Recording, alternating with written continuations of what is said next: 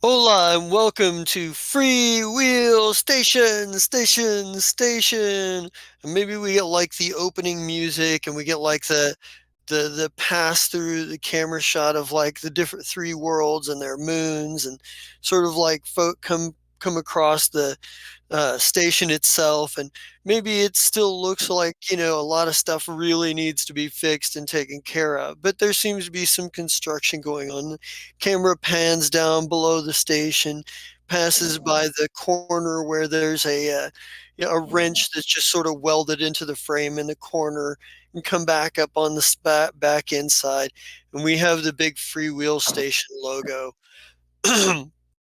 And we get a crossfade.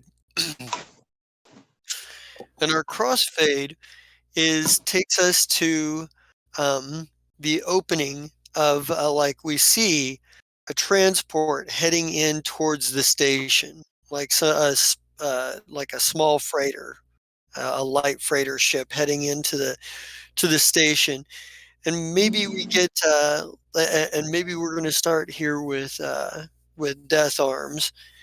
So Death Arms, you are barely made it out alive. You went to deliver the message to the Savage Circle and the personage of one Captain Dravavok, of the Slaughter Fist. That Kib really didn't have a chance to be a traitor because he was locked up. The results didn't go your way. And maybe we get like a flash, and we see you like kind of bandaged up and banged up. Maybe there's a few like cuts and abrasions, and some bruises and stuff. So, maybe a few bruises and stuff that are still healing. You've got a cast on one of your arms. Um, and we get like this flashback as we see you kind of like looking out the observation window of sort of what went down. And you remember it clearly. And maybe we get like the scene set up in a system, Ebser, planet, Kaipali, colony, Plonkel. And then we get like a shot of the outside of like this crappy looking bar in in this sort of colony town. And the sign on the door above the door says Rabu's Bar. Um, and kind of like as we kind of cut to the inside, we get like this bit of, you're walking in, and the place is filled with pirates and outlaws and just sort of like general degenerates, as you might expect. And Captain uh, Drovavok, is sitting there kind of at a table, kind of holding court with some of the pirates, and he well with a group of bounty hunters actually. And as you're kind of walking up, you hear him saying that kind of like he's pacing back and forth, and he's a Vesk, and he's got another Vesk beside him. And what the Kasathans know about Vesk in specific is that, much like the Kasathans, they have a warrior culture, but and they have their own code of honor. But whereas with Kasathans, the code of honor serves the culture, with the Vesk, the culture serves the code, and the code is more codified as a sort of whereas the Kasathans see their soldiers in more of like a cultural capacity. The Vesk, their entire culture is warrior. So they're kind of brutal and efficient when they need to be, and they're big too. They're big, tough, scaled, lizard-like conquerors who have been conquering worlds since before the Gap. Um, they're so and Captain Dravavok is one of the bigger specimens. And he's kind of, you catch him as you kind of walk in, like maybe one of his guards kind of stops you and puts a stands in front of you and kind of puts a hand up like, hold on a moment, and Drovavok is like, and remember, bring this one to me alive. We're gonna make sure that he sees, and he kind of chuckles, pirate justice. And they all, like several of the pirates around him laugh. You recognize some of the bounty hunters there. Like there's at least a half a dozen, maybe up to a dozen there. You recognize three of them off the bat. Doriso Onofel, a Lashunta known for being a psychic tracker and a paranormal investigator. This isn't normal bounty hunting work, isn't his normal line of work. But then there's also Dr. Vives, a Dro, who's known for using her poisons and narcotics to take down her marks. And then a Vlaka, known only as Moon Snow. And Vlaka are big wolf-like, humanoid creatures. And the thing about Moon Snow is he's a little unsettling. He's clearly blind, but he always, anytime you've ever encountered him, he reacts to people who are in the same room with him as if he can see them even before they speak. Just like you're not sure if it's a trick of his hearing or what other sense that he has that is so heightened, but he just seems to just always know where everything is around him, despite being blind. But Captain Drovovic, and as you kind of turn, like as the other bounty hunters sort of like look at you, and the three I mentioned are people who are like they were like people who were already kind of starting to make a name for themselves when you first broke into bounty hunting. Like, so they're people that you were kind of like maybe like they were a few years ahead of you. So they've got a little bit of experience on you. But you know that you've heard of each of them, and maybe you might have seen one or two of them at sort of bounty hunting guild event type things and stuff. But as the bounty hunters are sort of filing out, it started like kind of grabbing their gear and picking up to go leave, and go out to whatever they're to find their mark. You notice that Drovavok and the other Vesk are not. They're still standing there. And can you give me a culture check, real quick here? Death Arms. Let's see if you. Very good. Yes, you recognize the other Vesk that's with him. His name is Osgovat, and Osgovat is a pretty well-known mercenary in these parts. He's survived a number of missions that had high casualty rates. He's and he's punched more than a few people who question his reputation in the face of breaking said individuals' noses. But there's also another person that you didn't notice at first that's kind of sitting quietly to the side, well, standing quietly to the side. An attractive elf woman, whose hair, while not extravagantly like done up, is very clearly well taken care of. And she seems to be wearing plain, relatively plain brown cape around her clothes, which she kind of keeps held tight. She says nothing and smiles benignly. And Drovavok turns around, and his functionary behind him is like, Captain, this one's got says he's got information. And Drovavok kind of looks around. He looks at the bartender, and and he nods, and the bartender's like, all right, we're closing down for the afternoon. And he kind of starts herding the rest of the patrons out, which takes a couple of minutes. But once the room is clear, it's just Drovavok, Osgavat, this elf woman, a few of Drovovok's, pirate crew, and yourself. And Drovovok looks to you and says, "Say you've got information for me. First of Yeah. all, who are you?" Okay, I'm Death Arms. First off, I can't believe you don't know me. I'm one of the strongest bounty hunters out there. No one can even touch me. He he looks at you. He goes, "Yeah, I don't really have time for the added bravado. You have information or not?" Yes, yes, of course I do. I wouldn't just come to you wasting your time. Mm. He kind of stands there expectantly.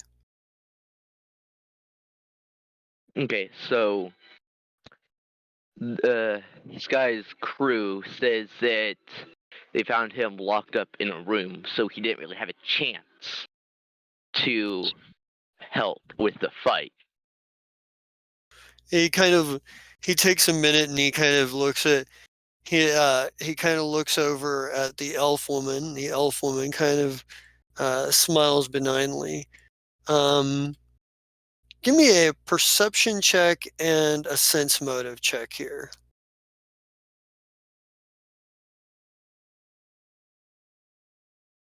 Nice. Nice. Okay. So there are a couple of things that you read right here in this situation. Like you're already starting to get a little bit of a funny feeling because this elf woman is not part of the pirate crew. And looking at her, you notice that the plain brown cape that she wears, the trim on it is a very fine, luxurious material. And you notice that as she kind of moves that it looks like she's wearing stuff that what she's wearing underneath the cape that she's keeping cloaked or sort of clutched to her, sort of tied around her, is like she's wearing much nicer clothes, much more luxuriant clothes. As far as the way it goes, just reading a certain amount of body language here, you can tell already that Dravovak is getting angry right this second. However, like being able to read everybody around you, like you can read a certain amount of tension in the pirates that are still in the room. You can see that Osgovat is his stance has shifted from casual to not quite on guard, not quite like aggressive or anything, but sort of more ready. There's a tension level that's gone up in the air. The only one who reads nothing, who reads no reaction, is this elf woman. She reads, you can't tell. She simply stands there smiling benignly, and and Drovovok says, it kind of looks at you and he's like, "Wait here for a second."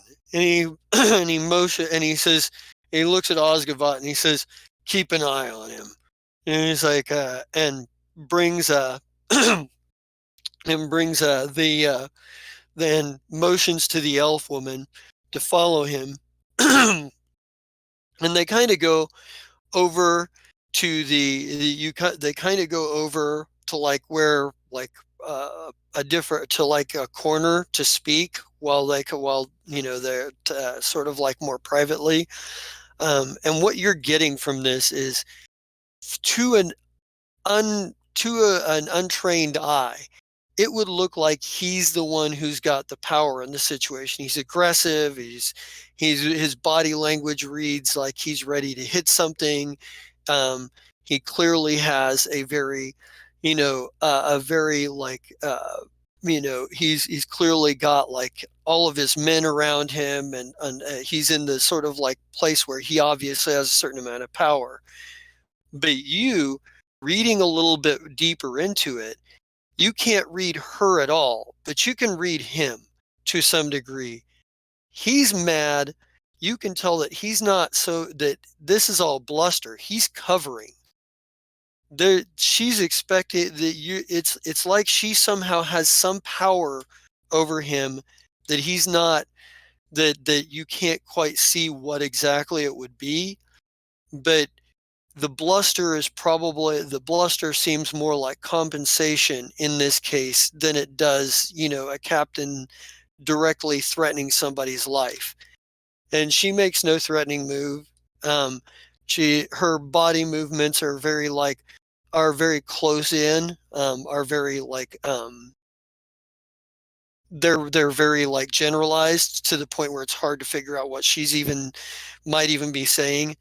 Um, you you can't quite hear what they're saying fully, but you do hear the words. You do hear the words like then like I know he knows something. He's got to. Herlig had information. I know he did.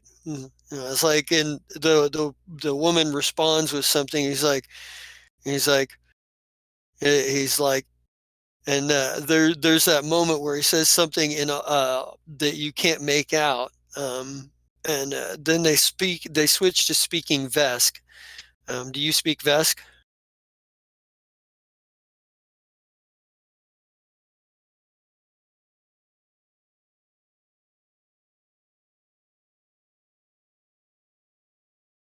I'm going to say no. Are you No, I still do there? not. Yeah, I'm Okay. still. Yeah. Yeah. So, but when they come back, there's clearly there's a moment. He's like, and when they come back, he's like, and you have proof of this. Yeah, yeah, of course I do. I just slide him the video drive or whatever it is. And he grabs the drive and he looks at it for a minute and he goes, well, toughest of the tough. He goes, I don't much like being threatened in my own home. And he looks at his men and he goes, kill him, make an example out of him. He goes, as for this, and he takes the fucking the data slab or this, and he just crushes it in his hand. And he goes, and the woman looks at him and the elf woman looks at him and says, um, and there seems to be some unspoken communication, and the two of them head to the back door, and 4 pirates close in around you. And the next bit of this, and maybe this is the part where things get crazy in your memory because the violence was so sudden and so brutal. And maybe at this point, all we get are the flashes of memory, like first person view of maybe at one point struggling with one of the pirates with with a sword, 2 of your hands trying to block him from bringing a sword down on you while somebody's punching you in the side.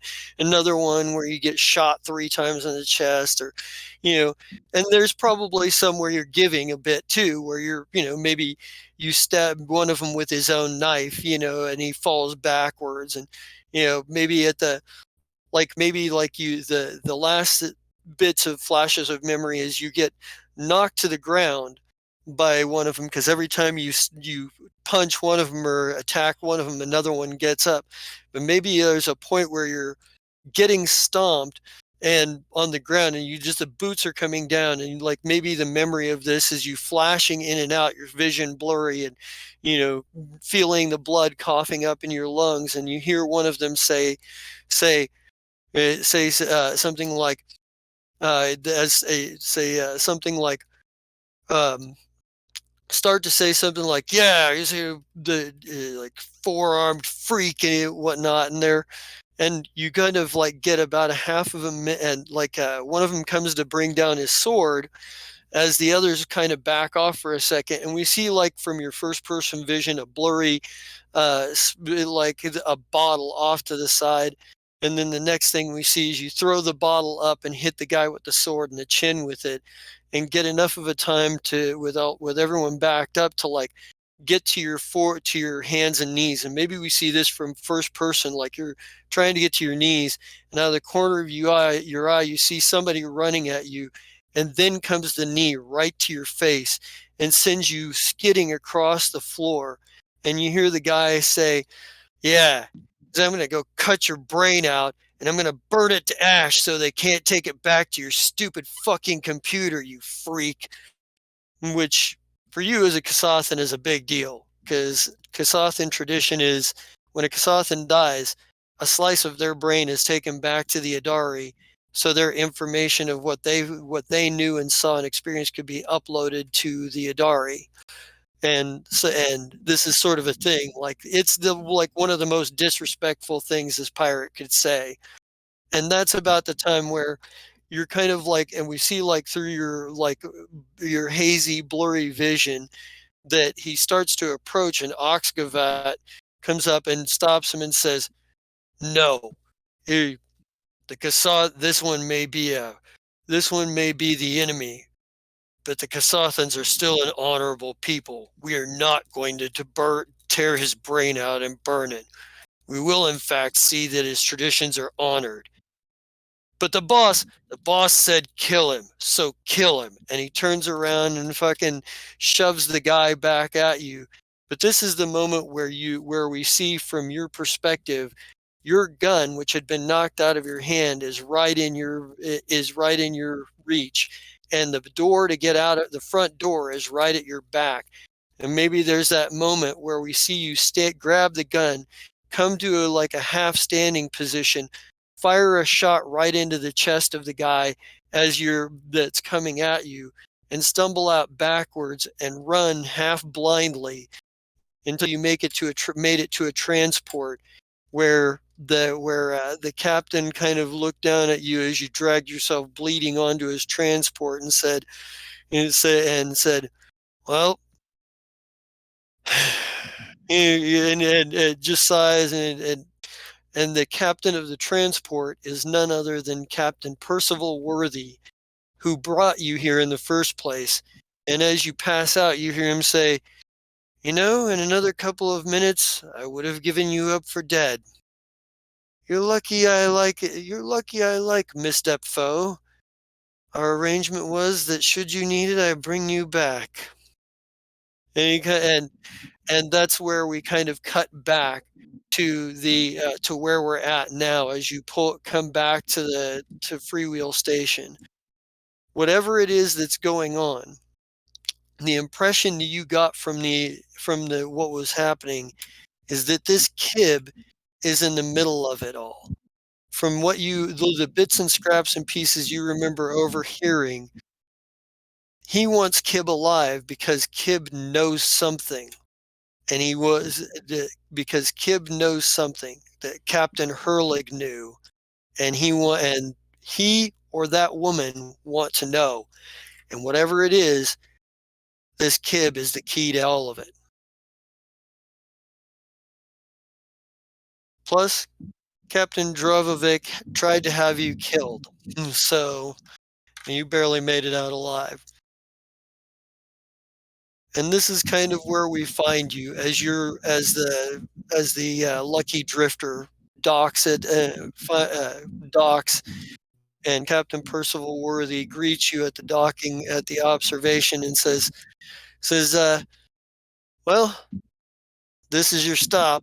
And he goes, I'm going to find myself a bit of entertainment while I'm here. Perhaps there's some interesting and perhaps there's just more interesting people that have come through here. I wonder if the followers of Kavoy are around. They've always got an interesting conversation or two. He goes, so what's your next move? Well, I'm gonna go find Kib and figure out what he knows. Ah, well, I wish you luck at that. Figuring out what Kib does and doesn't know has been a full-time job for some people. And he chuckles at the joke. he's like, well, then I would imagine you'd probably want to try to get a hold of Ops once you get on board. I'm sure somebody there might be able to point you in the right direction. Yes, thank you for that. Thank you for bringing me back. He goes, he looks at you and he goes, well, he said, and by the way, at this point, you're at about half of your hit points. You have all of your stamina points because you had a chance to rest, but you're still healing from the beating you took. Like, you're pretty sure that the guy you stabbed had about a 60% chance to live. The guy you shot might be dead. You know you knocked at least one of them unconscious. But you if it hadn't have been for that one douchebag talking about burning your brain instead of sending any of it back to the Idari and Osgavat's interference in that, you might not have found your way out of there. Plus, you know a couple of at least 3 of the bounty hunters that might be on this case at this point. So you know a few things coming back. You also know that there is a Bort's Booze and Bitches that is actually operational on the lower levels here.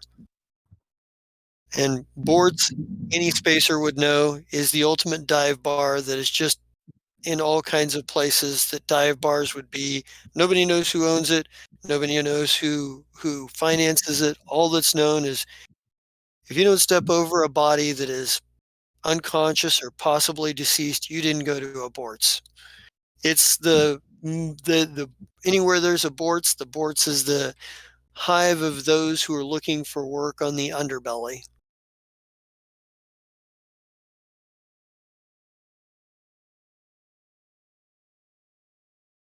And they sell t-shirts.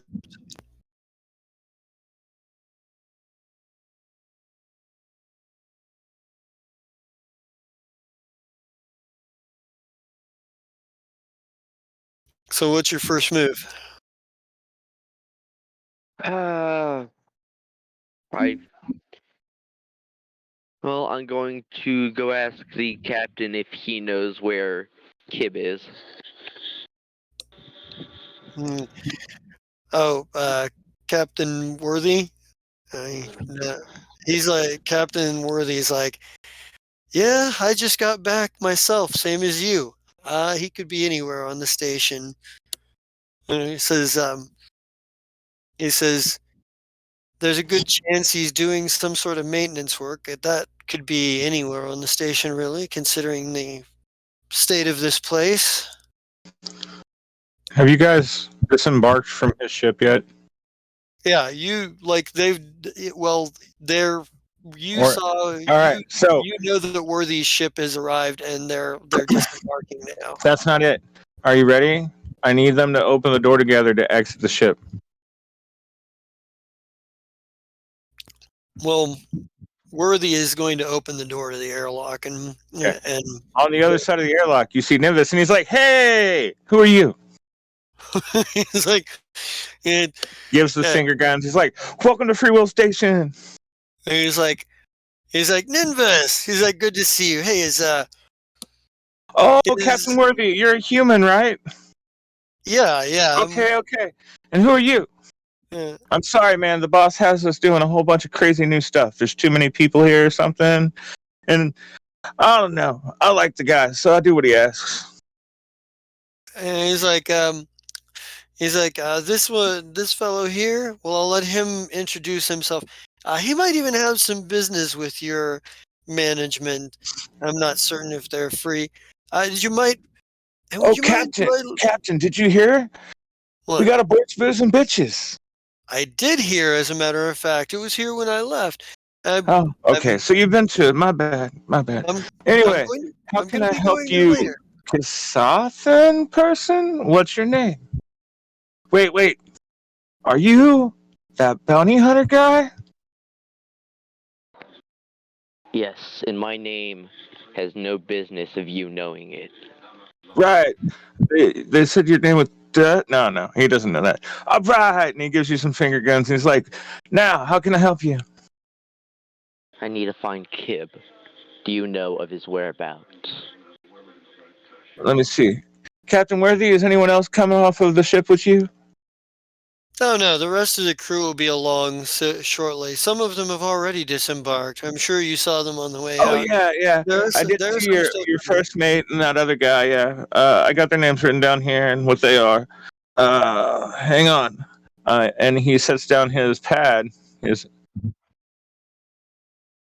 space pad, and he gets on his comms and he's like, one ring a ding, no, ring ring. Kib, it's your comms. Okay. So he's like, hello? Hold on. No, that's supposed to go over there. No. You gotta put it. What? What do we need? Where am I needed? Hey, boss, how's it going? What's up? We got a Kasathan fellow up here. Last time he was here, he had those 2 kids with him. And he wants to talk to you. Hey, are they still in the brig? They wouldn't be at this point. He doesn't remember that. I don't think they would be there a week later, but a week. It's okay. I'm sure the captain took care of it. Why do we keep calling her captain? I'm sure Councilwoman will take care of it. Councilwoman. Yeah. Yes.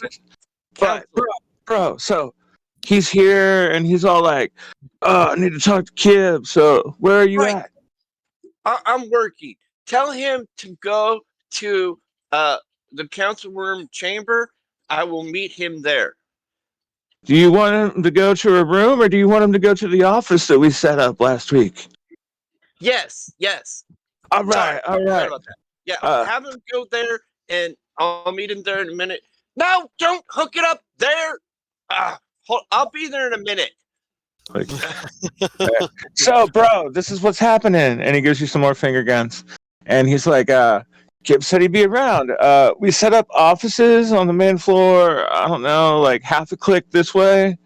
There's a very big sign and it says, what's the boss's name? Oh yeah, Philip. She's got an office. The doc's got an office, and right off his office is the doctor's office. It's crazy. I can't believe they did it that way. And that's what you get from Ninvis, who meets you at the gate. Okay, well, first off, enough with the damn finger guns. Okay, and he gives you some more finger guns. By the way, Captain Worthy is watching this exchange with great amusement.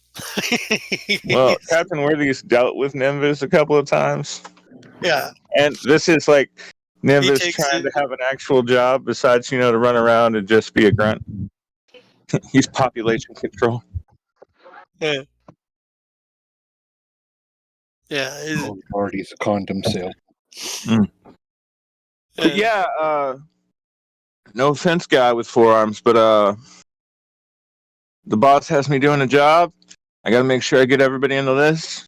So I got you listed as badass, assassin, and Kasathan. And that's what we're gonna leave it at until the boss tells me otherwise. Badass sounds about right. Maybe you get a wince of pain from your leg where you'd been where you were like slashed with a sword during the fight. Like just like fuck. All right, so I'm gonna get back to work. Captain Worthy, if there's anything you can do, remember, call Nimbus. And he gives Captain Worthy another finger gun. He's like, bang bang. Yeah, Worthy kind of looks at he looks at Nimbus. He's like, I sure will, man. He goes, we'll see you later. And he kind of heads off. Says, well, I'm off to the boards. I'm gonna go see if I can't win a game or 2 of Cannons and Black Holes. And he kind of heads off. Wait, at boards or at the casino? Oh, boards. Okay. Well, the casino isn't quite up and running yet. The Grimbuckle Syndicate still needs to send a few. It's because it took forever to install the vault. I got you. Well, it's taking the actual casino workers are en route. They haven't made it here yet. Well, yeah, it's only been a week. It's fine. Yeah, so it's been like a couple weeks, but they're coming from Okay. the Pact You World. you So, have to give me an exact number because I'm the one that's trying to keep track of time. all right. So what So is 2 it? weeks. Fresh are what is it? 2d6, and then because so it has been 13 days exactly. Okay, so that would make it we're right on track. So that would make it. Oh wait, I have to hit edit. All right, I've got you guys. The calendar is caught back up. It is Decimus the 30th now. Okay, so I want to address what I do. After that call ends, I'm going to go over and fix whatever they messed up and get that done for the current project. Then I call Curad and Philip. Philip on a single call and be like, okay, we need to go to the meeting room. That weird bounty dude is back and he wants to meet with me, but I'm not doing it by myself. So give me 5-10 minutes, meet in the conference room thing that we have set up, and I'll be there in a second. I got to finish this project, and then hopefully he'll be waiting there. Told the Nimbus dude to tell him to go there. Why is it that out of all of us, you're the one that has the most skeletons that show up in my closet? Fine, I'll be there. You know, there's still the corpse recycler. Well, if he's back to try and take our other mechanic, he may end up in. Oh, you were talking about Kip. Okay. Yes. The other one might prove useful. Don't we have. We have a heck, right? Yeah, we have a heck. Okay. For whatever reason, I forgot. So I will finish up. No, we were running exercises. That's what we were doing. Because we have the security, the MK1 security thing. Just in case. Hi, welcome to the crew of Free Will. Here's a gun. We're going to run you through a test and see how well you do. And go. Kurad, when Kib called, maybe you were finishing watching a message from Himwell. Grannon sent you a message. It had to have been a couple of days after you guys left. And Grannon is like, hey, Doc, it seems like the council wants me to continue to be the point of contact here. Unfortunately, I got to be the bearer of a little bit of bad news. And maybe a glimmer, I don't know. Ed, you make of it what you will. We're a little isolated down here, but the the guys we captured, apparently, they didn't want to talk too much about their buddies or where they come from or anything, except one of them did say some things that kind of felt a little, that time it felt like bragging, but circumstances after. I'm going to tell you what, first I'll tell you the circumstances, then I'll tell you what he said. The circumstances are thus. He said he was shooting his mouth off bragging. Well, that Yisekai dealer that got away couple days before, and his buddy that got away came back and broke them out. Only thing is, our braggart buddy was killed. They didn't rescue him. They just killed him and left him. So they haven't retaken their former lab. We've had that under guard. Oh. But what the guy said when he was bragging made me stop and think after they actually killed him. He said, "You'll never find where the Red Booters are at, because where we're based at, ain't nobody even going to dare to look." and he seemed rather smug about it. I don't know what that means, but he said wherever they're located at, it's some place that most people wouldn't dare to look for, whatever that means. Meaning, particularly, that seems like it means it's someplace dangerous. It makes it sound like a volcano base to me, but that's me.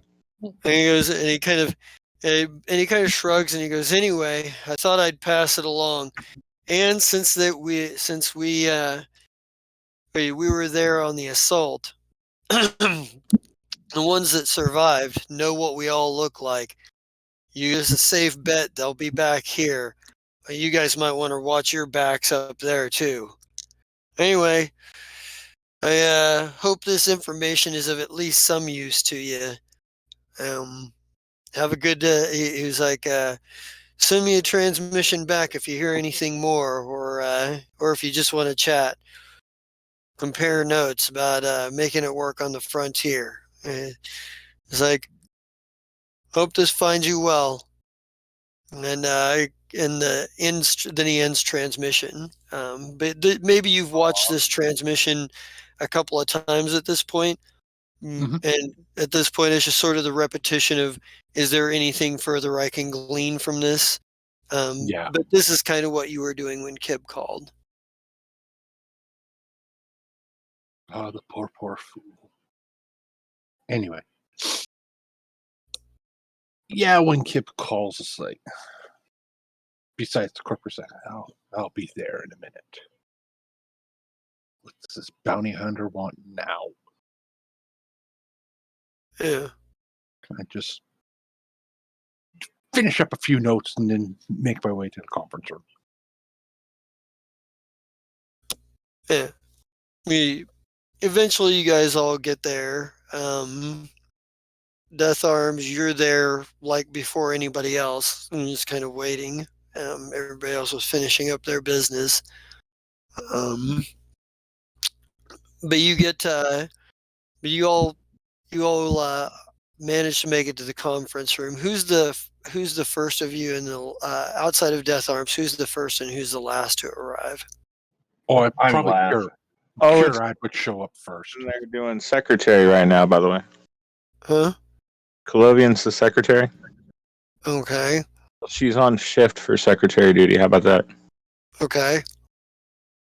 So she will be there to meet Death Arms directly before we arrive.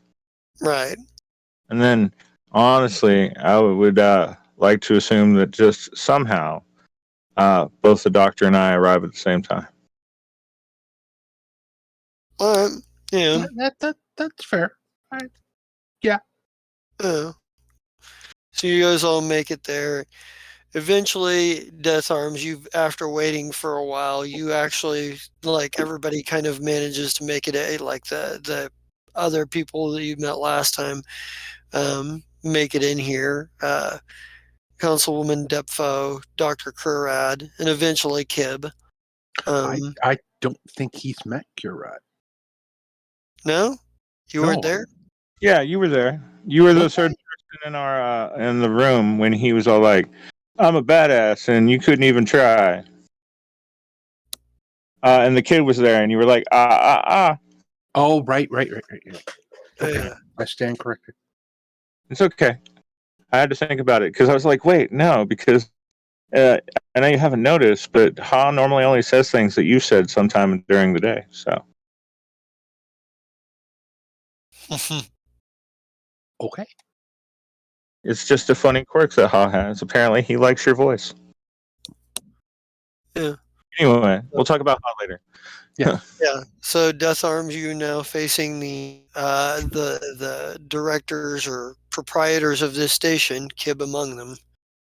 Right. All right. So our chairs on the other side of the desk are all super nice, but the chairs that are in front for other people to sit in are the ones that the Kib is like, managed to find and put back together because we're not quite up to snuff yet,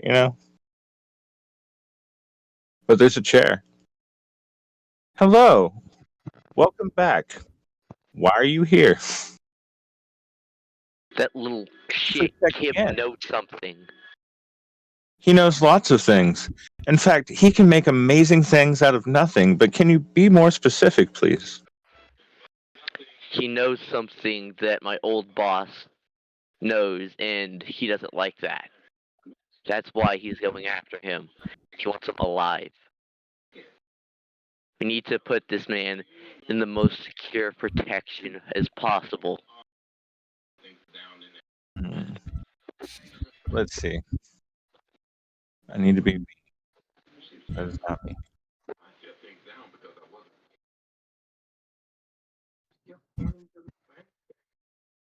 So let's start with, can I notice anything?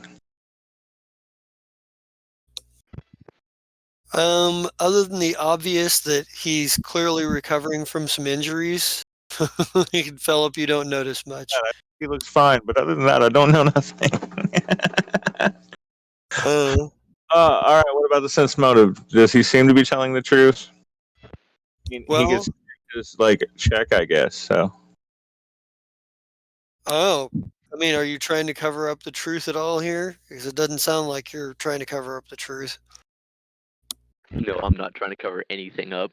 Yeah. So, yeah, whatever it, and from what you can tell, he seems to be telling you the truth, and you kind of figured that that pirate lords probably weren't going to pay him for information that the person they sent him after wasn't needed to be brought back in. Things that I can't remember off the top of my head. But the revelation that whoever sent him the first time wants something from Kib because Kib apparently knows something. All right, so Korad, I look at you and I say in Infernal, he seems to be telling the truth.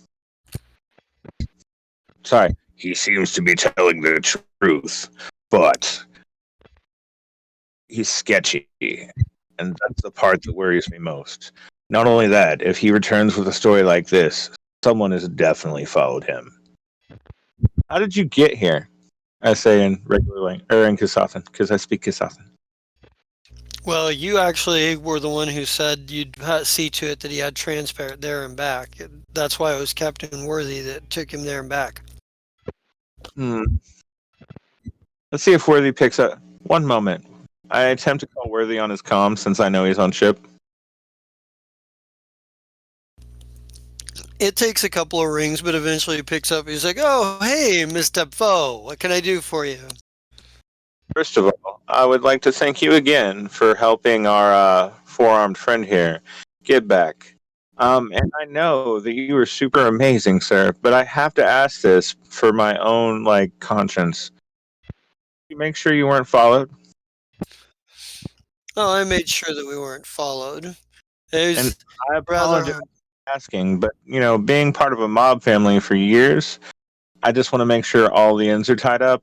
And if it hadn't been you, I would have been much more worried. So once again, thank you. Are you at Bort's, or did you make it to anywhere else? Oh, I'm at Bort's. I was just chatting with a couple of nice fellows at the bar here. I was thinking about getting involved in a game here, in a game of cannons and black holes here. You can usually find a game in one of these places. Right. Soon it'll be easier. The casino is almost finished. We're just waiting on employees at this point. And since the thing about this system is we can only send small ships, we're going to get management first. And 2 weeks later, we'll get our first crew. So in about a month, the casino will be open. He goes, well, I'm not certain of it depends on how fast the Grimbuckle Syndicate wants to get this thing open. They could send multiple ships at the same time. Right. I mean, don't get me wrong. Isaac and his brother are amazing people, and they've done nothing but help me out in the middle of nowhere. Proof that Grandpa, even in retirement, can do amazing things if he's annoyed enough. But anyway, thank you for this conversation. Good luck with black holes and cannonballs. And get a hold of us before you leave. All right? Have a good night. Absolutely. And he's like, yeah. Give my paranoia. Karad, I should remember this guy's name because he said it, and it was one of those things. Kill Arms? Is that it? Death Arms. Ah, I was close. My If apologies. if you're not gonna get it right the first time, don't say it at all. But seriously, we need to get this man some protection. He's already protected. We have the Grimbuckle Syndicate. We have our Syndicate, which has grown since the last time you were here. Yeah. And I get on my console. I'm like, hey man, come here. And a great big green Vesk walks in, and I was like, this is my new friend, De France. As you can see, he's a big guy. He does cool things. But right now, he's making copies. Thank you. Let me spell that for you, sir. Well, gesture, that is. Okay. And that's my follower. Yay, followers. Okay. Okay. Oh, I didn't name my follower. It's okay. You have time. Anyway, so as far as it goes, the captain made sure that you weren't followed. We're in the middle of nowhere. We have basic security on top of that big guy to help out. And I feel fairly safe. I'm not going to lock him in the brig. Honestly, I know you don't think so, but technically the little guy here is a badass of his own accord. So, do you want to bodyguard him? Does that make you feel better? Plus, I worked on this other thing that there's things, little step-ons that make people go boom if they go in the wrong area. Oh, good job. Do you, Death Arms, do you, did you mention the name of the captain you met with that was looking for him? No. Yeah. I mean, I didn't this time, but I'm pretty sure that I would have. Well, it's the captain that used to run the ship before we took over, right? Nope. It's actually Captain. The name is Captain Dravovac. All right, spell it in chat. Dravovac. Otherwise, I will never spell that right. Sorry, Jeff. You know that you should just be prepared for that because Chris doesn't spell like you. Actually, I might have got that one right. Okay. Like Captain Dravovac. Kib, you recognize the name because Captain Hurlig knew Captain Dravovac. Captain Dravovac was one of the ones that was one of the reasons that he considered joining the Savage Circle and one of the reasons he decided not to join the Savage Circle. They had a somewhat contentious relationship. You always got the impression that they had been better friends at some point, but that those days were long gone. And it was just a matter of one-upsmanship. Was his name on that black list thing? Nope, his name is not on the list. As a matter of fact, though, but as you actually think about the list, I want to get like a flashback here with you, Kib, and maybe while you're thinking about the list, we go back in time and we get like it's been many months ago, and this is a point in time where you knew about the list. You had to build the safe for it and whatnot, and maybe there's a and maybe like you had maybe you were maybe you had just got done maybe we come into the scene where Captain Joth Hurlig, the big stocky human, is pacing back and forth as you're putting the finishing touches on the safe, and he's like, no, it's too dangerous to make use of the list right now. We got to keep it secret and keep it safe. There will come a time, but that time isn't right now. And he's like, and he goes, and he's like, he goes, they'll be looking for it, all of them. He goes, and he kind of, and at this point, it's almost like he's monologuing. He seems to have, he acknowledges you by looking in your direction, but unless you speak up to interrupt him, he just sort of is going through his thoughts here. He's like, there's like, no.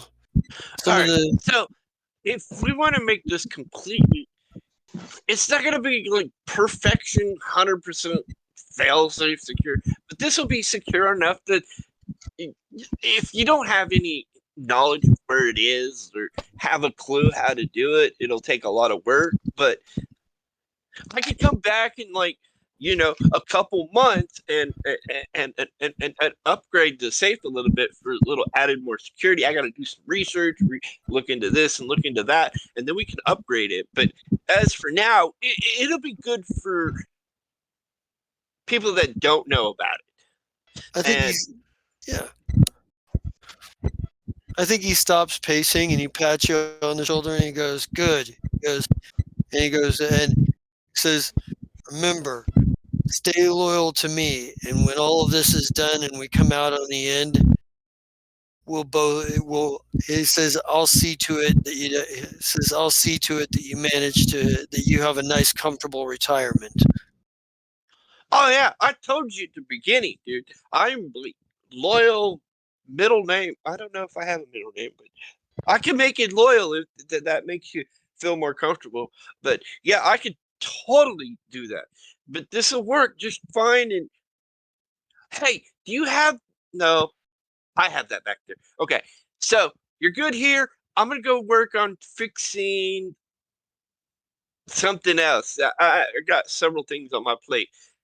Let me know if you need me for anything else, dude. Good job, I guess. Yeah. He looks at you. He goes, remember, don't breathe a word to anyone about this. It's too dangerous. He goes, for everyone. And he goes, and he's like, he goes, I'll let the quartermaster know you get double rations you get double food rations this week. Thank you, sir. Glad to serve you. You're wonderful supervisor. Thank you, sir. Yeah. And I think maybe this is where we kind of come back to the present, as you're sort of pondering this. Philip, Kurad, it occurs to you that Kib seems to be spacing off. Okay, 1 moment. So the Drakov, Captain Dravivok. okay, I'm gonna get it wrong for a while. Captain Dravivok is a bad guy, and he's the one that tried to kill Death Arms. And sorry, no, that was right. Yeah, okay. So, and he's the one that tried to kill that guy. And then, what species is he? He's a Vesk. Okay, I was making sure. All right. I don't think either of us at the moment would necessarily. Well, I mean, fine. Yeah. Yeah. Look, I was just remembering past events. Wait, okay. That's what they call it. I know about the station, how to fix it if we had the materials. I mean, is he wanting the station? Is that Devaka? Whatever his name is. I don't know. Weird names. Does he want the station? I mean, I know a lot of things. I know how to fix things. I know how to break things. I know how to make things look like they're broken. I know how to make things look like they're fixed. They're really not fixed. But I mean, I know a lot of things. I mean, did he say specifically what I know that he needs to know about? I mean, I think you're fine. James after me. Clearly, it's something important, and clearly, you need to tell the rest of us so that we know what they're after, or what they're not after, whatever they have. Just tell us. Okay. Okay, but I've been on this station though for a year before, and before that, I did some not so worthy things. But hey, I came out here for a new adventure to fix the station a year ago, and it got me in trouble. Put my hand on Kib's shoulder. I don't. Yes, sir, ma'am. Sorry. Okay. I need you to breathe. And I flashback. That's what they call it in the movies. But what I'm telling you is it's okay. I've done some heinous things in my past, and will probably do heinous things in the future. So I understand. Now, this guy has been hit twice and yelled at us both times. And as far as it goes, and let's see, I would have spun you towards me, so I will wink with my left eye because that's the one that should be harder to see. And most of all, there's nothing here right now. Just calm down. All right, now back to you. If this guy knew anything, he's long forgotten it. And other than that, if it's about past crimes, and as we showed you, he was in the brig the entire time. So I don't know what you think he knows. I don't know what you heard because you haven't told me any of this background, so I don't know that part. I don't know what they told you while you were on Savage Circle, wherever that's at. But yeah. Well, to you, Death Arms, it was clear that this guy that Captain Drovovic didn't want everybody to know that didn't care and apparently didn't want anybody to know that Kib was innocent of treachery of any kind. Which means the other bounty hunters likely don't know anything about which probably means the other bounty hunters don't likely know what the real reason why they've been sent after Kib is. Nothing? Because how long was your journey back? How long have you been eating protein paste number 5? Or actually, I hear the captain likes 7. But either way, would you like an actual meal and maybe a shower? And then we can talk about this some more. It also occurs to you that you are now without a job. Plus, look. You look like you got if he wanted to bodyguard Kib, because I think that would be hilarious to pay him for. I could always use it. Do you know how to hook wires to certain devices to make it work properly? Or can you follow orders and tell if somebody tells you, hey, this wire needs to connect from this device to that device to make it work? I could get you some work. I mean, we've got millions of things to fix. Do I have to be around this idiot all day? And I will take that the shower. Answer is yes. All right, see that. Colovian, would you come to the office, please? Yeah, Colovian makes her way in, and she's like, you do realize that there's still about 1,000,001 things that are going on. Yes, ma'am. I just mentioned in this room before you got here that there are 1,000,000 things going on. Yes. So, you're not duty in the office today. That's why I hollered at you. And I pay you well. So, chill out, woman. All right? I guess, everyone would get regular days off anyway. I was like, do you need an extra day off to unwind? Is that the problem? Oh, it's probably, you can guess what it is. It's the fact that there's a number of people petitioning for rights to set up shops on your station, but because you don't have like the ability to put more up than what you've got at the moment, like you've been putting them a lot on hold, and she's been the one that's had to like be the intermediary on that. Like, from now on, when they call, you say, "We're sorry, your application is still in consideration, but due to housing shortages and employee shortages, we are not taking new fronts at this time. Sorry for the inconvenience." And then if they try to yell at you, hang the fuck up. You are a person, and you deserve not to be yelled at by anyone that isn't me. she was like, she nods and she's like, so what exactly was it you needed? I forgot because I was worried about you as an employee. Stinky boy over there needs a bath, needs some food. Yeah. Probably needs his arms fixed. Okay, so remind me from last week what level the graffiti was happening on. It was on one of the lower levels. I don't think I specified, but it was on like sort of not like super deep low levels, but sort of like below what most people like. Right. Bortz is on travel. level 3, correct? It's whatever level is set up where I said, but so yeah. Level 1, then level 2, level 3. All right, so give this Kasathan, who's Death Arms. I'm sorry, I keep forgetting. Give Death Arms a room on level 6, and make sure that he gets a meal sent down there. And I know this sounds petty, and you have better things to do, but you still have to do it. So there. It's either that, or you could delegate authority and have someone else do it after the fact. But either way, and then make sure that the paperwork goes through. So that's his room, and we'll see how it goes from there. Because the month is almost over, we won't start charging each other first, which is tomorrow. Haha.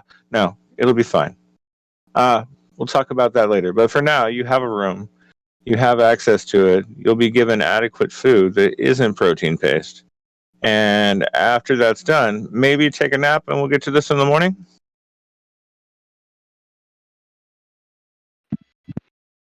Yeah, it sounds fine for now.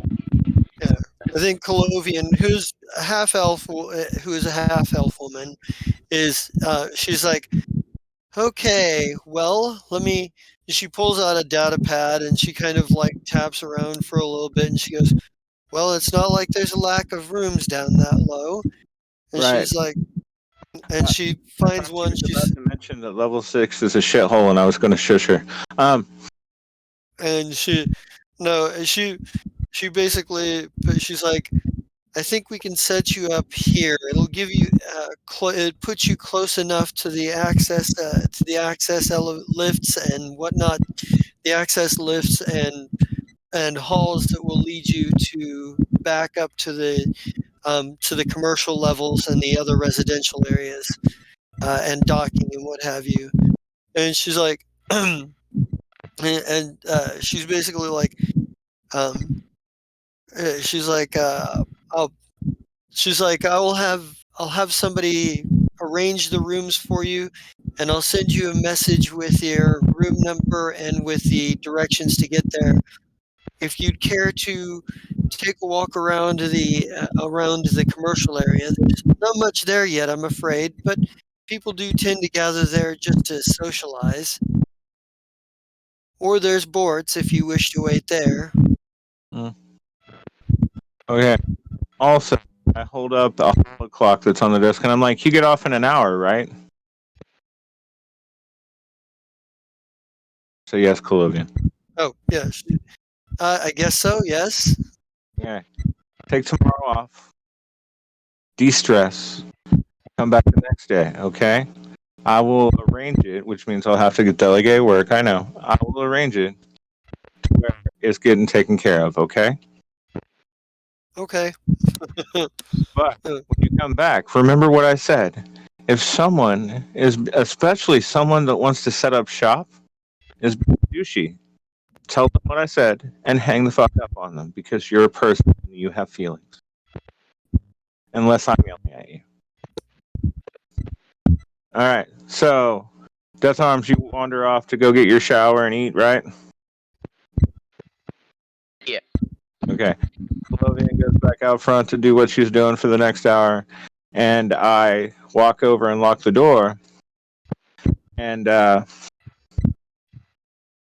look at Korod and Kib, and I go,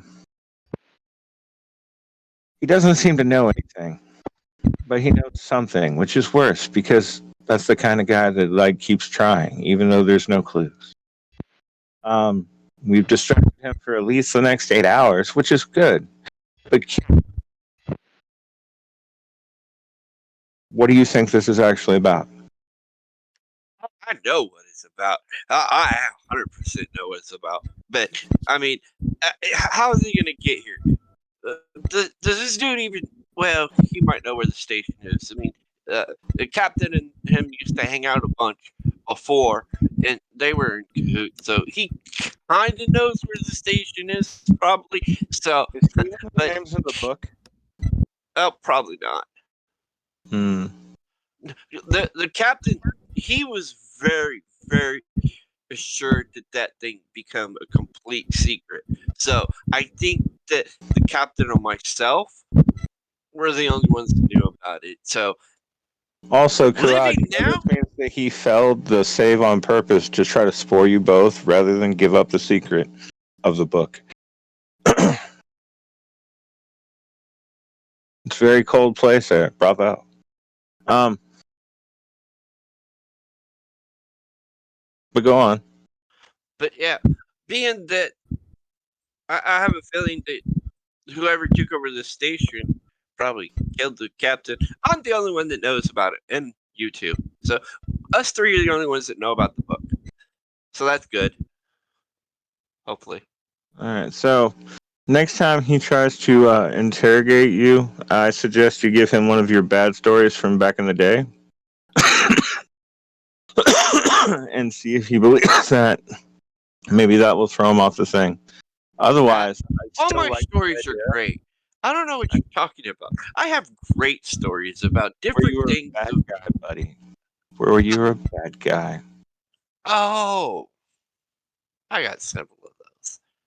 Yeah, I got a list of them. Oh, I what I see when I say that to him is his ears fold back, and he almost looks like he's like guilty.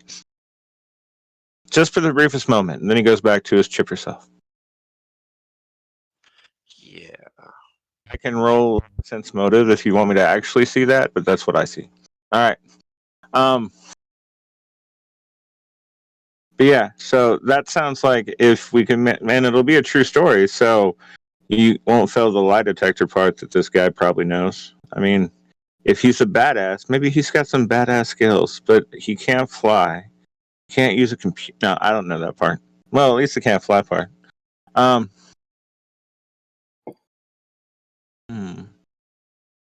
Gerard, do you have anything to add to this? Is the hockey? Okay. Who won? I'm behind. Toronto won their series. Florida Panthers won their series. Dallas won out the second round. Yeah. Right. Colorado lost. Colorado lost. Seattle went to win theirs in overtime. Okay. But anyway, face hockey aside, I mean, apparently there's information in this little black book that you guys found that I still haven't touched because you told me not to. I growl at you just a little bit, Karad. And so this is probably the thing from this place that will come to strike us. And once again, we're in a tin can of space, so I don't really like it. But I also think we should hire him, if we hire him at all, to be the guard of Kib, because that will drive that kid in, that will drive that Kasathan in. And that in itself will be worth the 200 credits a week we pay him. Or 200 credits, I don't know. Yeah, a week. I know. If he hangs out more, he can learn more stories, and then he'll be just utterly maybe confused and like couldn't pinpoint what it would be because I've done way too many bad We things. have the brig. So if he finds bad people here that are on his boards that are bad enough and actually manages to take them, we can charge 20% of what his take is because he's using our brig to hold them. So True. we'll have to That would be negotiate awesome. that. But now back to regular business. Have we had any injuries? Is anything happening in the med base? Mostly minor stuff in the med bay. Other than the message that Kurad got, it's mostly minor stuff. About the graffiti, has the graffiti stopped? It has not stopped. Okay, and that's still like on level 6, 7, and 8, correct? And it's still like there's some on level 3 and some on level. It's like level 3 and level. Okay, so like 6, 7, and 8. Even the graffiti artists don't really go to. There's maybe a couple of like. and you're not sure who would hang out down there. To fuck people up if they wake him up, so that's nice.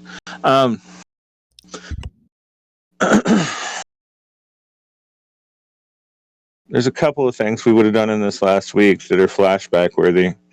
I'd like to flashback to Father Cassius. Karev? Okay, fine. Are you talking about the Morai Vest? Yes. No, he was a former human. Okay. Anyway, the Morai mystic, yes. Yeah, the Herald of Xiphus. Yeah, you find him. A mystic with me, so this flashback will include Karad for sure, and I don't know why you'd be there, Kib. You're probably doing engine stuff while this is going on. Yeah, I'm doing like repairs everywhere and then setting up these like. Since those kids got in my little tunnel, I'm like, I need to set up things to keep little kids out. Okay, that is a good idea. All right, so reminder, Brian, this guy is the god of accidental death, preaching woe, and the whole reason that I want you there is because you as a mystic will have a better idea about how crazy this guy is and stuff. So I will be back up, and you'll lead the game on this one. Well, in Colovian's report, one of the things that she mentioned is that he has denounced those on the path of Kavoy. Okay, remind me what Kavoy is. The Order of Kavoy are the Order of Boray, the knights that try to protect the galaxy from evil undead. So he's possibly Can I do a culture check and see if we can find out anything about this guy before this? Yeah, you can find you can try to sort of gather information about what people, at least what people here on the station think of him anyway. Yeah. And because I know it'll take at least 2 weeks for it to happen, we'll send a wave out to them to see if they know anything about them. Sound good? All right. Brian, I know I should ask you to roll the help roll first, but why don't you see if you know anything? Because that's only an 18. Culture? Yeah, hold on a second. All anybody really here on the station seems to know is that he came in. He was part of one of the groups of people that came in when while you guys were still in Himwell, still helping out Himwell with the Red Booters and what have you. He kind of came in, and really he rents a room. But as far as having credits to do stuff, he wasn't renting a room and was just kind of doing the whole wander thing, which is why we assigned him and a space for him to soapbox, so we're both on camera. Right. Well, prior to that, he's before with me. So prior to that, he mostly kind of drifted about, and he's mostly preached about. He's mostly been preaching about like stuff that some kind of old prophecies. He talks a lot about 999 is the cycle. You know, he he calls he speaks of a house of he speaks of a court of bone and blood. He speaks of like a let's see, what is it? I've seen before on EOX. He says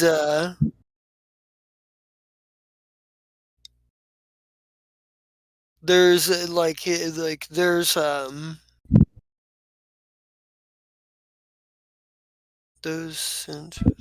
those who seek the final feast will be its there's a graffiti that says things like there's those who seek the final feast will be its prelude.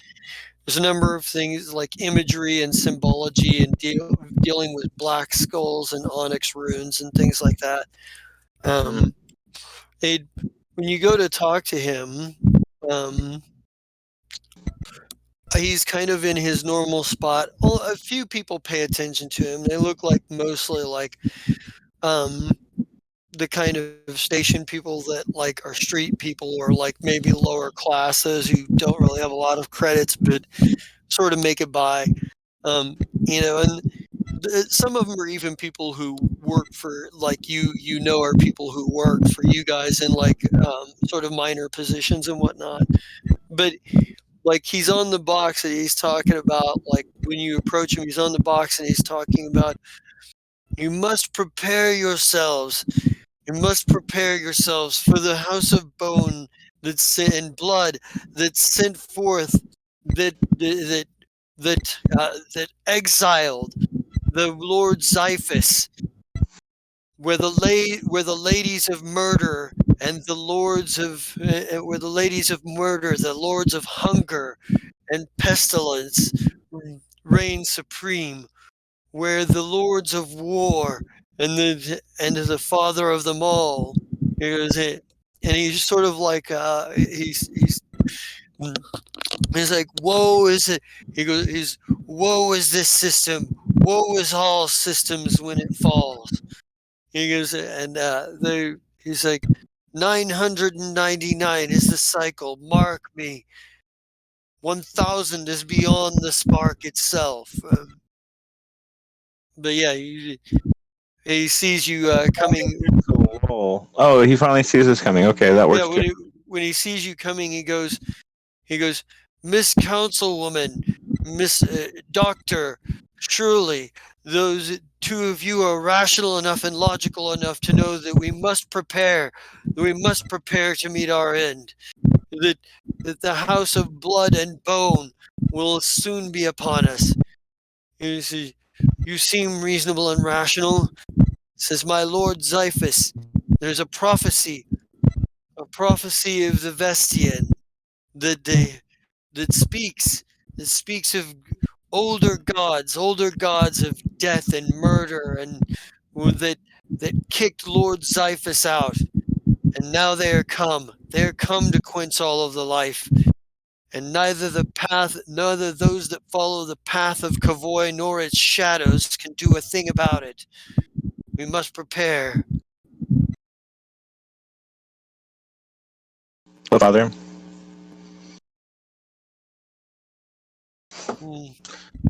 I'm ready whenever you are, Korat. But I had to say hello. He's a little crazy. Yeah. Right. About that time, you hear a beep on your comms, and it's literally that from me. I text you, man, he's a little bit crazy, but the theatrics are great. Yeah, he is very dramatic, that's for sure. Right, I can see him on his soapbox. It's amazing. And his tattered his sort of tattered blackened robes. It's impossible to determine if they were originally black or they just got that way from years of dirt and grime. He has strange markings all over him. Like there are a whole lot of tattoos on him. Would you guys like to give me some checks here to see what you can make of this? Yeah, but if I roll as poorly as last time, I won't be able to tell it's dirt. Hey, I can tell it's dirt. Perception check. Yeah, you can. And for you, I would allow a mysticism check if you want to try to make any sense of what he's speaking. Oh, yes. Oh, yes. Oh, yes. So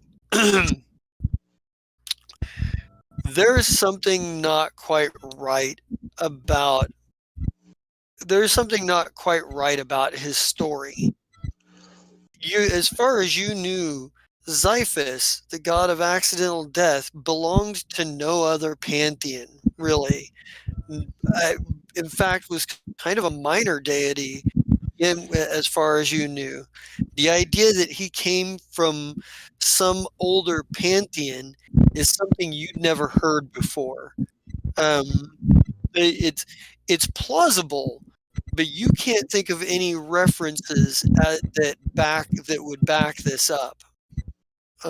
In short, it's one of those things that when dealing with theology, the line before proof and the gods, the line between what is plausible and what is provable is often a very blurry one. But this is a story about Xiphus that you had never heard before.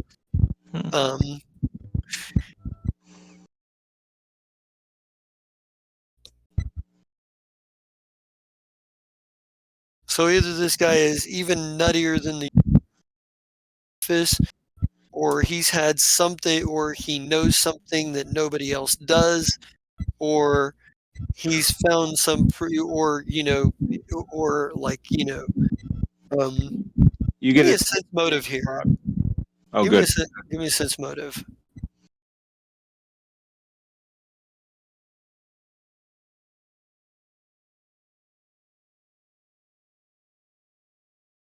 Yeah, he seems very fervent. It's hard to it's with all the madness, it's really hard to tell because madmen are often very, very self-assured about whatever crazy theories and philosophies they have. Mm-hmm. And priests often even have it rougher because the fact that they're trafficking in the divine can sometimes break a person's mind if they're not strong enough. And and some people are driven mad by truths that exist out there that other people don't know about. Yeah. So he's crazy. He seems to honestly believe what he's saying. Say, you get a text from me that says, "Let's take him to the office," and then you can zone the truth to shit out of him. Do that.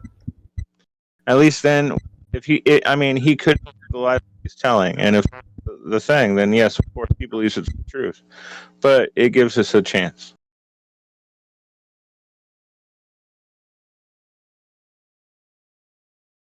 Say, whenever you're ready for my help check on diplomacy, just let me know. Okay, let's do it. Okay, this is my help check, Jesta. Oh shit! I You're tripped. not helpful. Box. Oh, I was hoping for a green. I was like, yeah, he made up for it. The 22 is good. 22 is good. What are you trying to do here with this diplomacy? We were trying to convince the father to come back to the office so that we could properly talk to him without an audience. Yeah, he willingly goes with you. All right. Okay. I'm going to give it a minute and then I'll try to apologize, but I'll do that at the end of this thing. Okay. Okay. La la la la la. We go to the office. Yeah. I shut and lock the door. The room fills with guests that we're immune to. The father is now no. Yeah, okay.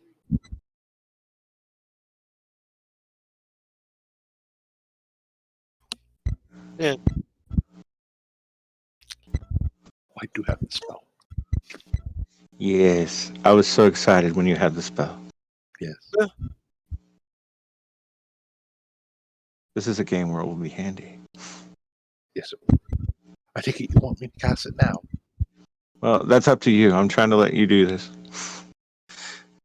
But I was like, there's too many people. Okay. Once we're in the office.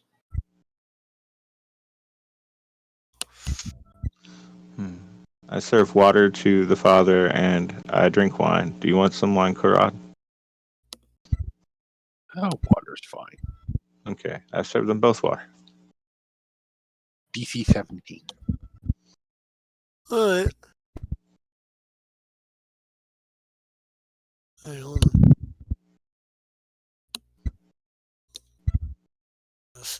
Now, he's a madman. He could have really great will saves. Hmm? As most madmen would. Yes. My will is strong. My body is weak. Explains a lot about Hitler. I can't believe I just said that.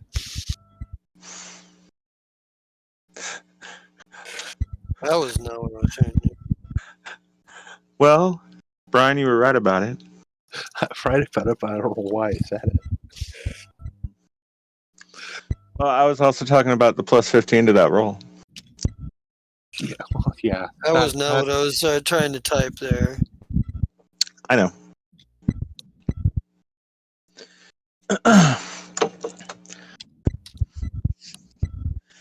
Doesn't No, it? you don't understand. My fingers are all over the board. It's okay. Let's do that right then. Grant us this wish and let him fail with a 1. No. That is not a 1. There is a 1, but it's not the one we wanted. No. Yep. No. He looks at you. He's like, patiently, you cast your spell. And he looks at you patiently. Yeah. We'll just have to rely on our wits. And good question. Didn't work.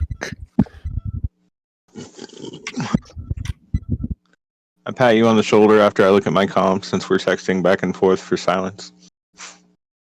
Mm-hmm. Oh, one day we'll get, tiaras, but until then. If you guys are, while you guys are texting back and forth, he says, "May I tell you a story? It's a rather old one." Okay. Sure. There's a fable that I discovered once as I was reading texts.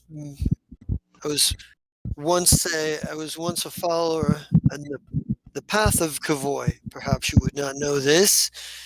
Or rather, well, I was of Kavoy anyway. But I was researching the great threats to the galaxy. I felt there was something we were missing. And he said, and that's when I started looking into accidents. There are forces at work in this galaxy that we can't understand, and Xiphus is the lord of the unforeseen death. And I began digging into his lore, and I found this story.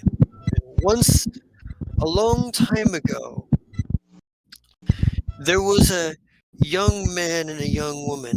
They lived in a rather primitive village in a primitive world, and their parents were not in favor in their village of the two of them being married. The son of a miller, wanted to become a merchant, and the daughter of the tavern keeper, her father didn't want her to marry a man that would be constantly traveling, as it were. But the two nonetheless fell in love. And one day, the man's trips got longer and longer, and as some fell beasts started savaging travelers on the road, and yet the young merchant continued his journeys to and fro, trying to sell his wares and make a name for himself. His young wife worried after him. and followed him one night, only to find that the man had become the monster that was killing those on the road, and he killed her as well. But when he transformed back and saw her corpse, he grieved for what he had done.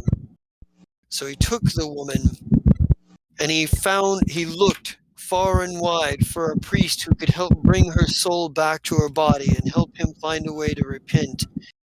Each night he would hide her corpse, turn into the savage beast, until one day all of the priests of the land had failed him, except there was one group, a group of cultists who worshipped the gods of the house of blood and bone, and he helped bring her back.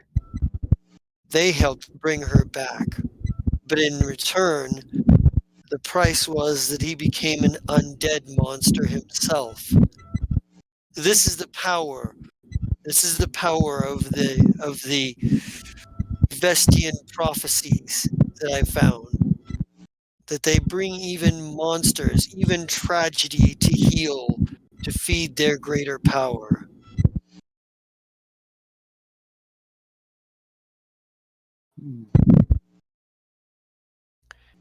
The beast became enslaved to his undead wife, who never forgave him for her murder.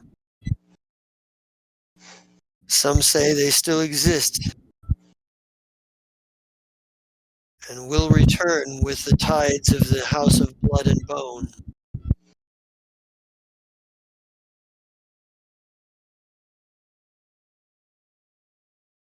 How do you guys react to this? He kind of pauses and he kind of looks at the group of you. He takes a sip of water.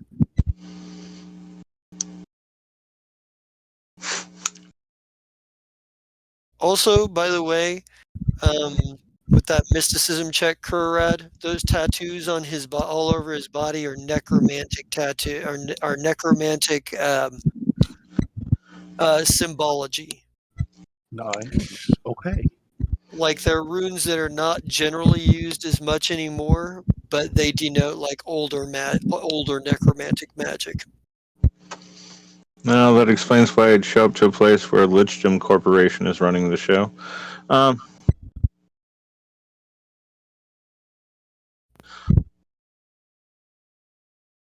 Because I didn't notice that, I don't have questions. My reaction is fairly blank. I mean, I come from Eox. All of this sort of thing is like what they tell little children before they go to bed.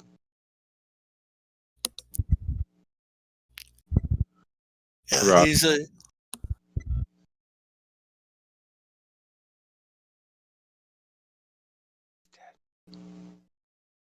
The story killed him. Yes, it did. Oh, there you are. I was afraid I was going to have to use necromantic magic to bring you back. No. It's okay.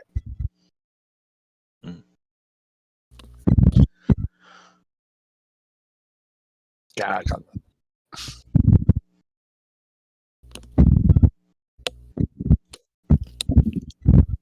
Oh, okay. I thought we lost you for a second.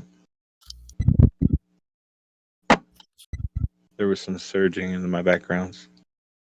Yeah, Kurad, for you this is a little weird because this is unknown territory, because the story that he tells you about Xiphus being a part of this house of blood and bone is something you'd never heard about Xiphus. However, it could potentially be plausible. Although it does sound incredibly crazy, the necromantic the older necromantic symbology that features in his tattoos suggests that he's done some digging into old shit, into some old necromancy. I mean, honestly, it almost sounds like what Narulatap, because it's conspiracies and secrets. Narulatap. I mean, it sounds like something she would preach, but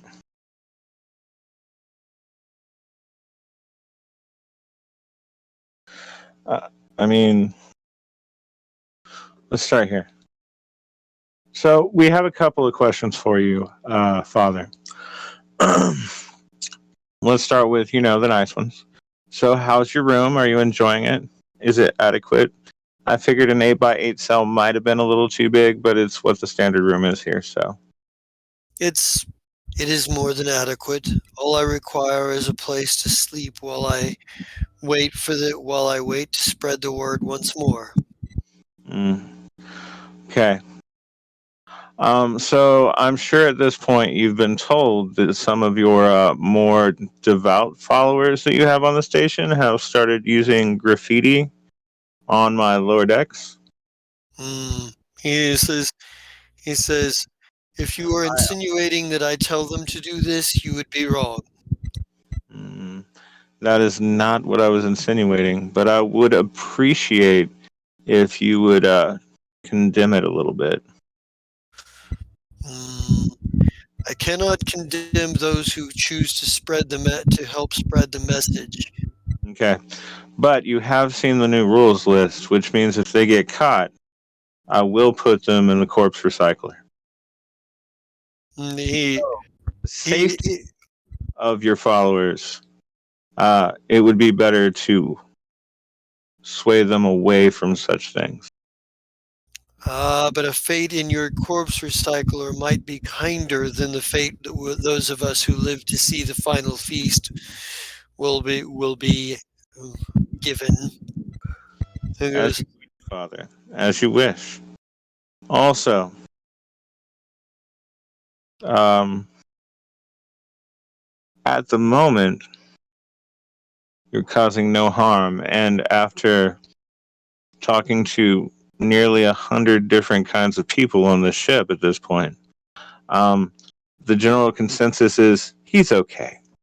So, because of that, we will allow you to preach your gospel, so to speak. But if you become a problem, it will not be an accidental death.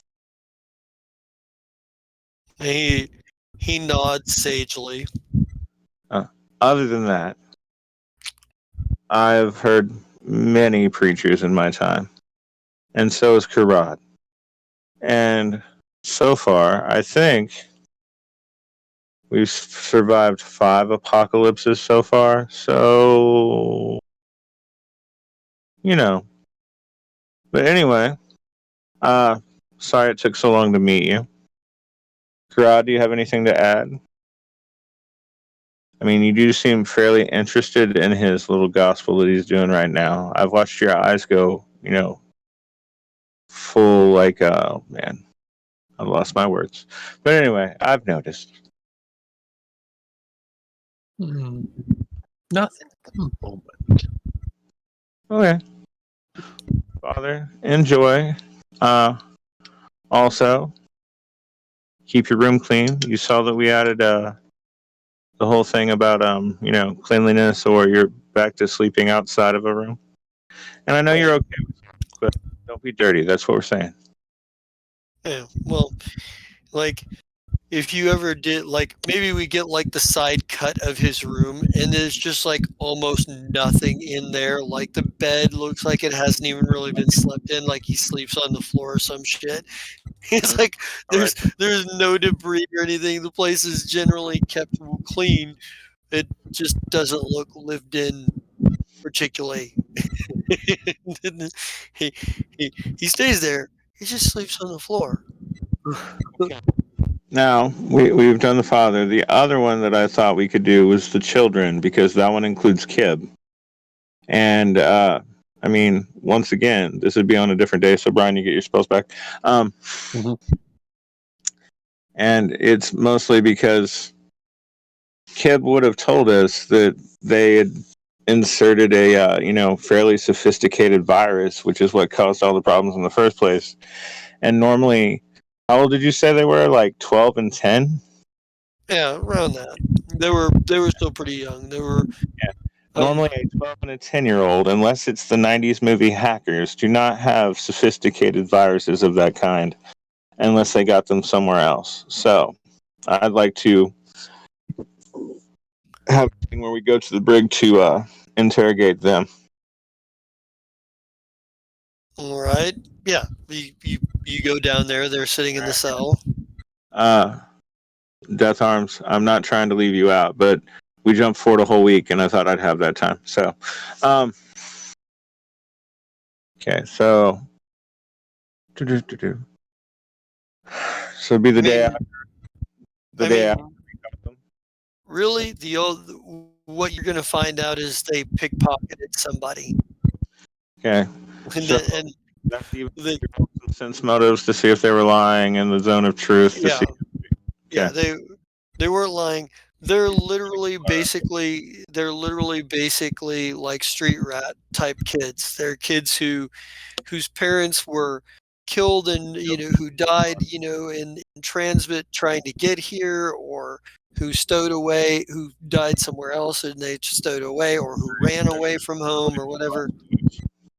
All right, now remember my idea from last week that we talked about? That's a no. We that can't make what? No, that we were going to hire them as not busboys. When you do suitcases in the like hotel. What's that word, Brian? They had them in the 50s. They were sure bellhops. Yeah, bellhops. You make them bellhops. Fine. Yeah, we give them a room. We keep watch on them. They get a paycheck. They're only allowed to work like 20 hours a week because they're minors. And other than that, if they keep the room clean, they continue to get paid, and they don't have to go to an orphanage. That's basically my deal. Is you need to work for us and have a room, or you can go back to an orphanage that you will eventually escape from. But I'm going to send you to a really bad one if that's what we're doing. Do they identify the guy that they pickpocketed this item off of, the data shard off of? They give you a description, but it's vague enough that it's kind of hard to get a read on. Even going through security footage, you found a couple of guys you thought were fairly close matches, but both of them are off the station by this point. Okay. All right, but yeah, so that's my deal for the kids. They can either accept it or not. If not, we take them to Abador Corp somewhere, or ship them to an Abador Corp orphanage somewhere, and then that'll be the end of their fate. So otherwise, they're just What could I do with that chip? Is it like completely damaged from ripping it out of the console, or what? Okay, Jester, you may have muted yourself because we didn't hear you. It's damaged at this point. Although, there are a couple of other things. First of all, damn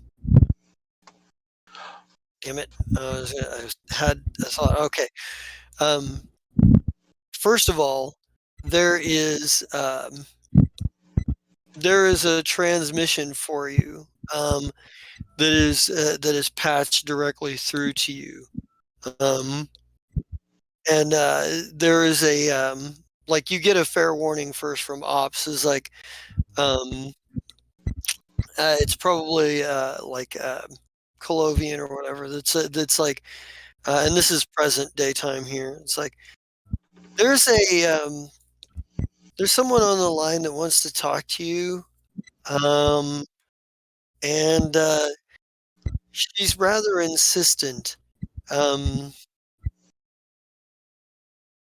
and she's like, and she's heading for the dock as we speak. Like, did she give a name? Yeah, her name is Sestra. She says she represents. She says she has a potential business opportunity.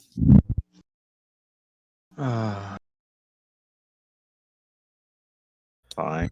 I can handle it. The name should ring a bell, by the way. Does it? Let's see if it does.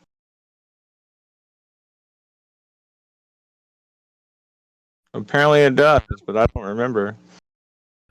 You remember Krenville saying the name. You remember him. Yeah. you remember Crenville saying if It's his ex-girlfriend?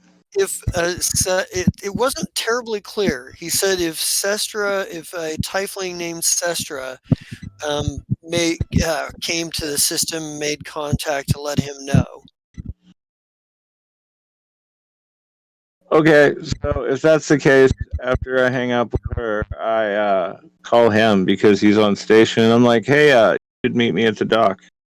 I'll be there with Karad. Can you tell him why you're why, or just say, hey, meet me? This is the present, right?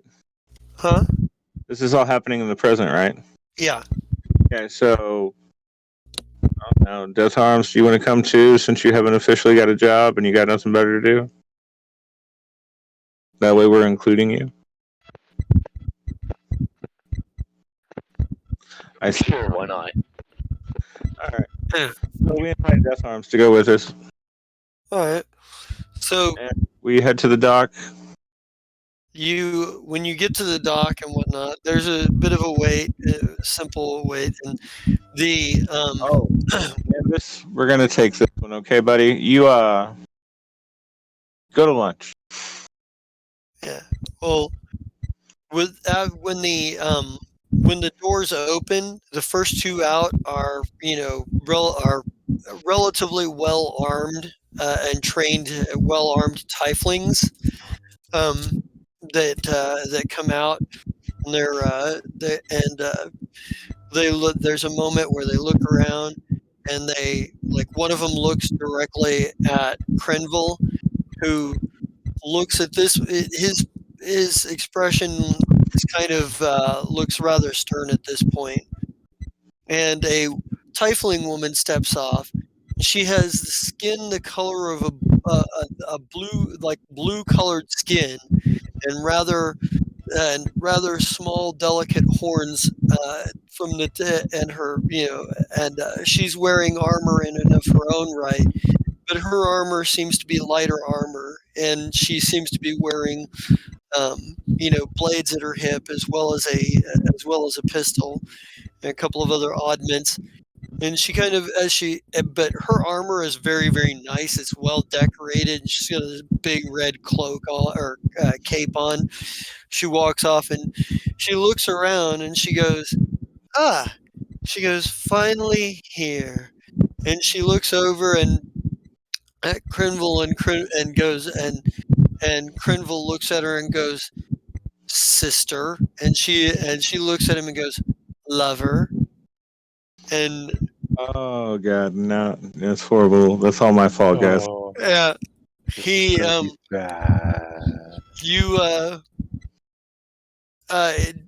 if any of you look in Crenville's direction, he looks really uncomfortable right now. I'm sure. And she just kind of she takes in his reaction and laughs at it and says, she takes in his reaction and she goes, oh, did I scandalize you yet again in front of your new friends?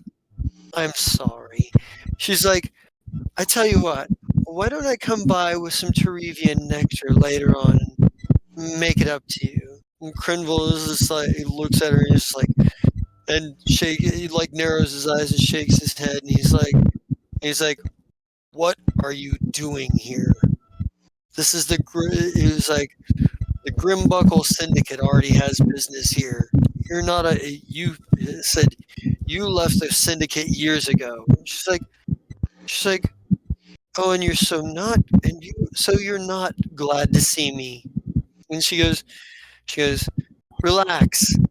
I'm here on business. Yes, I'm still working for the same people, but this shouldn't be anything that interferes with what you and our dear brother have going on. She's like, and Crenville kind of turns to you. He says, this is my sister, Sestra. She's a private military contractor. And she's like, so pleased to meet you. Your station is not quite as beat up as I'd heard.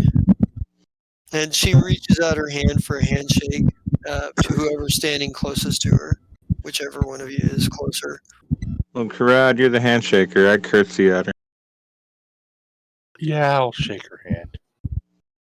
I step over to Kren and whisper in his ear, "Do you want to go somewhere else right now?" And I will.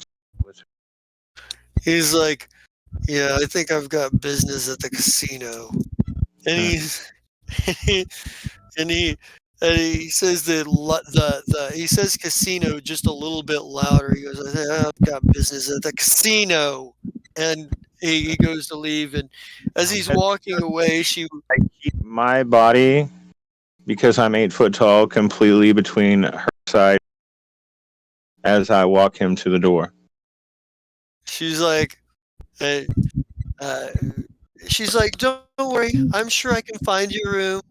And like as he's walking away, he just flips her off from behind puts his hand up and flips her off as he's walking away. Like she's like, "My brother is so uptight." Well, can I get are you here to give me the grand tour, or shall we get straight to business? Do you? Okay, so the evil person inside of me, Gesture, and probably Kurad is like, this bitch, but I can't speak for Kurad. And the part of me that was, well, first of all, this is interesting, and second of all, we're still trying to be friends, and we have no flipping guns or shields. So let's see. Oh, that was horrible. But it's not bad. So that's enough that didn't change it to a worse spot, and I realized she's technically pretending to be unfriendly right now anyway. But I didn't change it, so yes, this way. Yeah, she's like, she follows. Right. Like with her entourage, like there's at least 4 more guards that get off and follow. I look at her and I'm like, I feel as I've come underdressed with henchmen. So I go, ha! I'm like, all right, now my entourage is complete. And then we keep walking. Yeah, The main floor. This is where we take in all the, randoms and the misfits and anyone that's running away from anything at the moment. And they pay extra well for crappy rooms, and that's what this is for. We have offices we just set up over here. We go down a couple of decks, we've got boards, and as you heard from your brother before you tried to make him feel even more uncomfortable than he was, we have a casino going in. We've had some problems getting the vault in properly, and he's been overseeing those sorts of things because your other brother, I want to say Elgas, and that's never right. Isig. Yeah, your other brother Isig, and I stare at her to see if she gives that weird snicker that makes me think, super creepy. All right. We'll be here eventually to oversee the grand opening because he's currently supplying us with employees. At the moment, we are maxed out on almost everything. So, at least for, what we can do with the crew that we have, even with both your brothers. We have a crazy preacher man. We have a crazy Yusakai. It's pretty average to start right now, but it's already improved since we've got here. And of course, I don't know if you know this, but we at Lichdom Kingdom provide a wide array of services, and my doctor here, Karad, performs all of those services at a discounted price because we specialize in necrographs. But if you want it, we got it, so long as it's 4th level. Or Mark 1. There we go. And she's like, she goes, "I can see why my brother would take an interest. There's plenty of room to grow here. Icicle was looking for real estate that could be developed could be developed into profit. And it comes to technically, I'm grounded, which is why Isaac helped. My grandfather apparently had something on Isaac and cashed it in because I fucked up pretty hard at home. But either way, now, and it seems that I'm prospering, and because I'm prospering, so are my friends. And I look at Kib and I'm like, this guy, and I squeeze his cheeks. Unless he stops me. You're gonna smash what's in there. Right? Oh, well, it's protein whatever. paste. Alright, so. But because you have given us quite the show, this is Isaac, and I just had his name. I said it just a second ago. Grenville's sister. I know you were here for part of that, but either way, why don't you tell her about the engines? Well, they're doing better. I made a little tweak here and there, and I improved them a little bit for flow. Good. We don't have as many blackouts as we first did. I fixed that. I ran a wire here and there, and it took that part down. It's working great. It's top of the line. It's wonderful. Yeah, it's good. Yeah, she's like, Thank you. I hope I annoyed the crap out of her.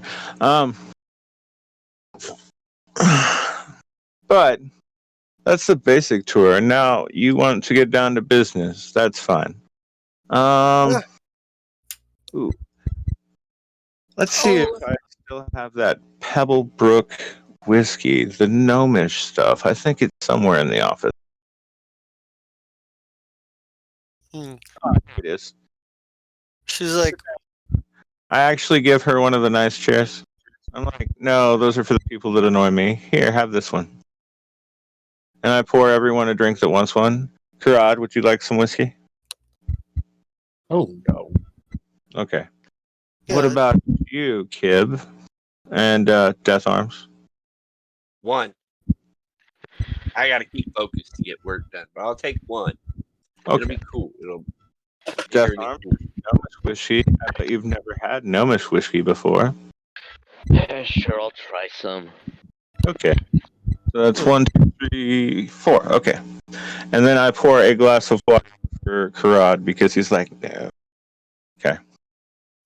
I think I take of hers first and set it back down, and then take a drink of mine.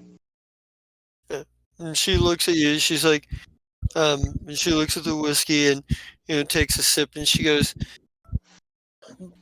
I represent an organization called the Accord. We are military contractors. Our ranks are much as you see them, the outcast orphans of those from lower planes who cannot find work elsewhere. We have a very effective fighting force, but we have been expanding our theaters of operation into various areas, at least our business ventures. We've been looking at a few contracts in the Durellium system.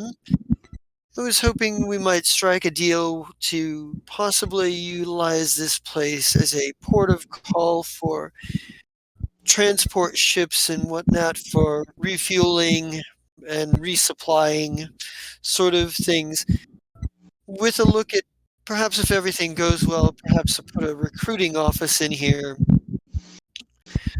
We could, of course. Protection, correct? Pardon? Your main job is protection? Our main job is whatever our employers are paying us to be doing. Whether that employment entails assault on a heavily fortified position, a suicide mission into dangerous territory, protecting a VIP, whatever the job calls for. Whether it's done loud, needed to be done loud, or done quietly, message sent or shadows in the night. Quite frankly, we are very specialized. We specialize in getting the job done, regardless of what obstacles or moral quandaries other organizations might have.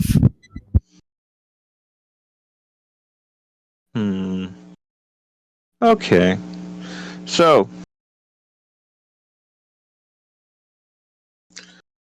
because Brad? Yes. You know, that's the part is she has the best chance of actually understanding Infernal, and that's annoying. And we can't get away with taking 2 minutes to text back and forth because she knows better than that sort of thing. So, our loyalty rides so far with the Grimbuckles Compendium? No. Syndicate. The Grimbuckle Syndicate. And as we noticed earlier, at the very least, she's fucked up and annoys her brother. And, yeah, we're not even going to get into that because, so, I mean, what do you want to do with this one?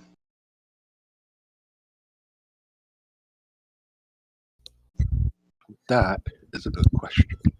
She's like, I tell you what, I don't expect you to make a decision right here. Here is our offer for rates for utilizing your services as a station for refilling and refueling.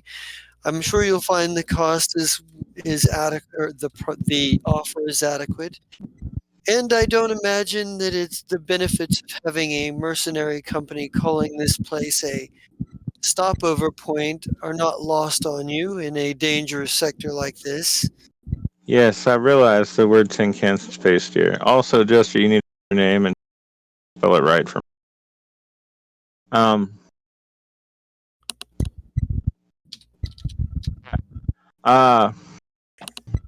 See, because the casino's not complete, I can't just comp a room for her so she feels special. So, the casino's not complete yet. Otherwise, I would have an amazing room for you. So I'm sure that whatever is on your ship is actually better than we have. Feel free to go to Bort's and look around. Obey the rules.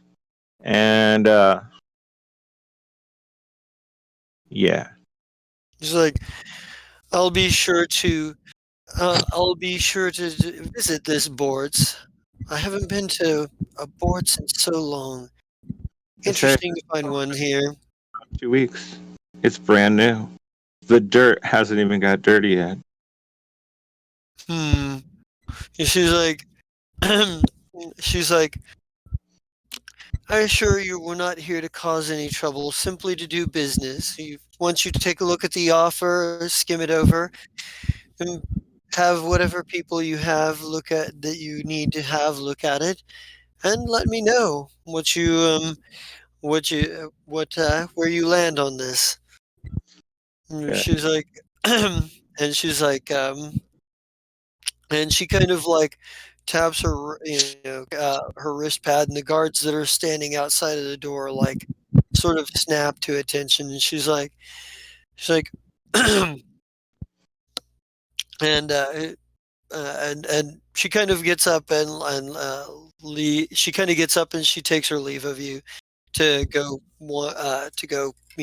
find some recreation. Okay, and she is. I keep wanting to say a freak, but that's not right. And she's not a genocide. Tiefling. Yeah, see, I knew it was one of your, favorites. Well, Crenville and Isig are tieflings. She's a tiefling as well. Asimar. I'm just kidding.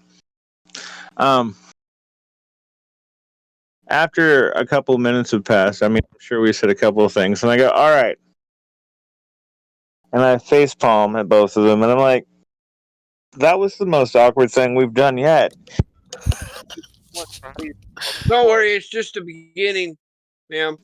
We got a lot more ahead for us. This is entertaining. Right. Well, either way, Kib, thank you for being so good. I mean, honestly, after that whole scene that she did just to embarrass her. But by the way, I get on my comms and I text Crinville and ask him to come to the office, and I tell him to come the long way because she actually headed towards the casino when she left. Okay? Sound good? Jester, you're on mute. Yeah, sure. And I'm like, to be honest, the reason I didn't say much for long is there's a lot of stuff on my brain at the moment. I got this, that, and that to fix. I got Fun Boy back here breathing on my shoulder. We can actually do while we're here. Since we're already in the office and you're here, Deathsarm,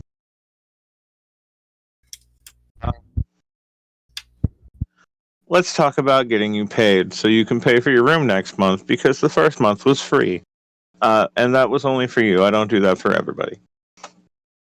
So Death Arms, we would like to hire you because you believe that our friend Kib is in danger as his basic bodyguard.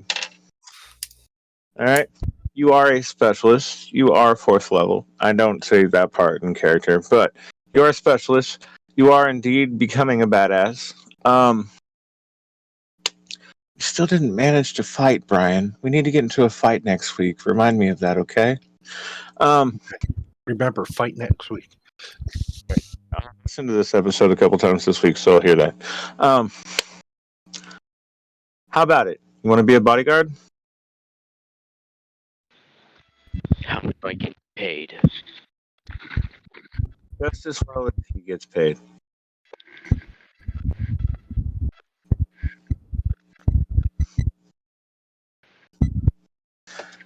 Which is better than the rest of the crew gets paid as well. So.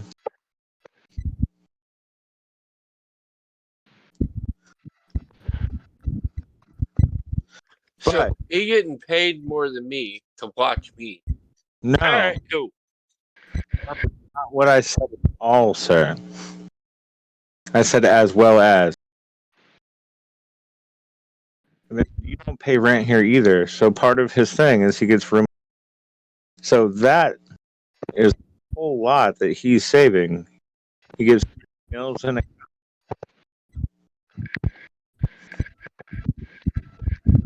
God, if you use them. Plus, I'm fixing things. He's just right. He's making some random dude that thinks I know things. Got it. Yeah. It should be fairly basic and probably pretty boring. So I suggest you get a, I don't know, space pods from the black market that's got a decent terabyte drive and fill it with your favorite tunes. You're on mute again.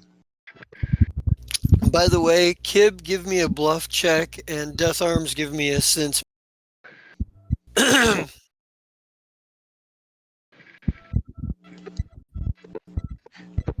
Ha! I love this game. It's got so many ones. Ha ha ha! It's actually funnier. So, Death Arms, it's obvious to you that Kib is lying about not knowing what Captain Dravovok wants from him. Like you're fairly certain he knows what it is that Dravovok wants from him, but you're not going to get any closer to the truth than being right here next to this guy. So, while you may realize that he probably knows exactly what this is all about, you would also know that the only way you're going to find out, because he's obviously ready to lie to you to your face, is the fact that is to just stay near and wait for shit to happen. Besides, you're getting paid in room and board, so.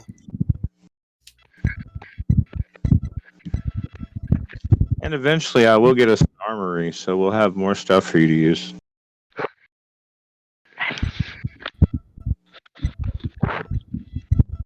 Breathe, but not into the microphone. And there's still the matter of the fact that Dravovac tried to have you killed. That's true. So right now we're also providing you a safe haven. Badass fucker.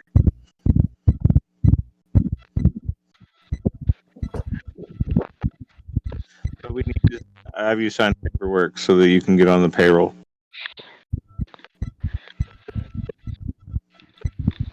But you do notice that your room, when you were shown to your room, you do notice that it's on one of the lowest levels, and there doesn't seem to be anybody else out living on that level there. And part of that reason is that's one of the levels so we've been having issues with. Especially like a badass like yourself. Technically, you'd be collecting a bounty for turning in graffiti people.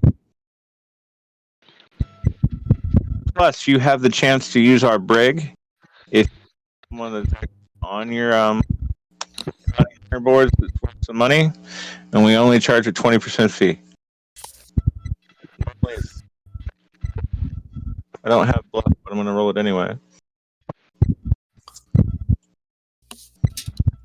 It wasn't a very good book. All right, 10%. So, trying to find where it was.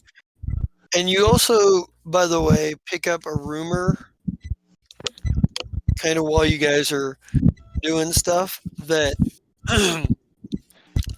one of the traders is talking about. Let's see if I can find the right. Is talking about something that you, Kurad, would know you could use to make drugs with if you kill it. I'm trying to find the damn thing. I believe it's called a jasmine harpy. Dear God. You're hearing that there's at least one jasmine harpy that's been seen on Himwell. Or on the planet that Himwell is on, at least. And the traders are talking about there are some species that were brought over from the Pact Worlds that came from Castrovel. The Kasaric you guys fought was just one of them. The Brian. The jasmine harpy allows you to be able to.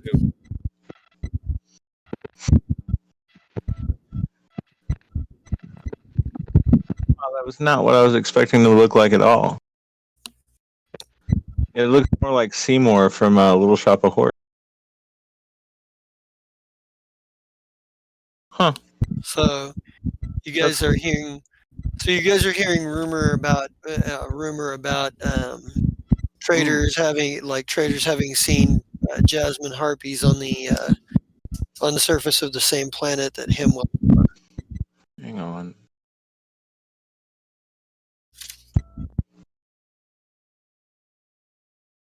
Oh, I have ranks in that. Nice. So that'll give you guys plenty of things to think about what you want to try to chase down next week. Okay, that sounds good. Mm-hmm. As far as it goes, we did get some stuff accomplished, and I'm happy about that.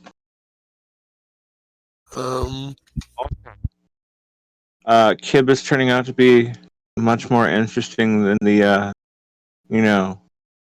eccentric, mechanic that he's pretending to be. I like it. I'm creeped out by the sister, though. I'll let you know that now. Yeah, there's a story behind that, but I'm not sure if you necessarily want to hear it.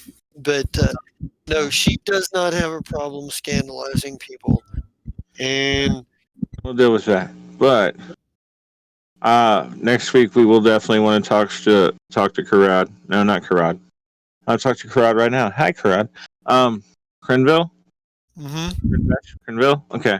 So talk to Crenville about that because, like I said, our loyalties lie with the Grimbuckle. So.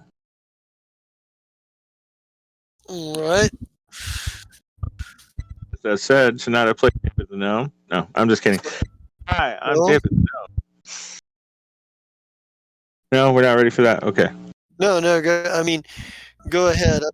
I got everybody send me your Player's Choice Awards, and I'm going to. Hi, I played Philip Defoe, who is an 8-foot tall bald chick that comes from an undead planet. She's pretty cool, and I've been having fun with her. I'm getting more into Free Will Station as it goes on because, yeah, and soon it'll be a casino, and then eventually there'll be a restaurant. It'll be baguettes and berets, so they can have a fancy place to go eat. But other than that, this is the only thing I play in right now. And on to someone else. And you want to go next? I love Sam Sam.